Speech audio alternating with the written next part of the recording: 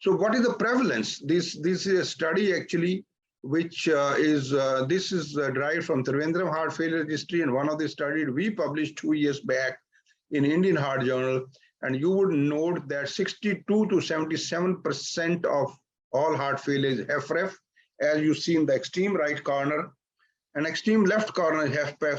16% according to Trivandrum study, and our group showed 12%, and somewhere between 11 to 21% heart failure with mildly reduced ejection fraction. So here are the distinct phenotypes on echocardiography. On the left side, heart failure, preserved ejection fraction. Look at the left ventricle, which is contracting pretty well. Heart failure, mildly reduced ejection fraction in between. And you can see that the ejection fraction not too bad. And of course, finally, at the extreme right is heart failure, reduced ejection fraction. The left ventricle is severely, globally hypokinetic. The differential biological pathways and differential response of heart failure to treatment is based upon the fundamental principle that in heart failure with reduced ejection fraction, there is loss of cardiomyocytes and there is replacement fibrosis. In HFpEF or heart failure preserved ejection fraction, there is stiffening of the cardiomyocytes and there is a decreased lusitropy or relaxation. But it's not that simple. There is a mysterious relationship between heart failure and ejection fraction. And the recent data also suggests that you might have heart failure with supernormal ejection fraction. This is Barry Barlog from Mayo Clinic who has just come up with this term that you could have heart failure with supernormal ejection fraction, which means an ejection fraction which exceeds 65%.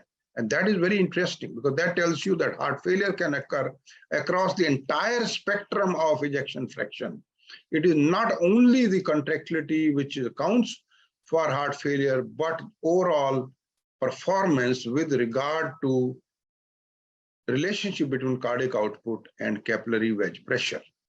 And remember, heart failure is a malignant disease. I told you in the beginning that 5-year mortality is 50%. This is data from India. Trivandrum Heart Failure Registry, looking at actually, again, annual mortality. HFrEF has 25% annual mortality, heart failure mid-range, mildly reduced ejection fraction, 22%, and heart failure with preserved ejection fraction, 15.5%. So we do understand that heart failure with preserved ejection fraction has somewhat lower mortality, still an annual mortality of 15% or more is not something which can be ignored.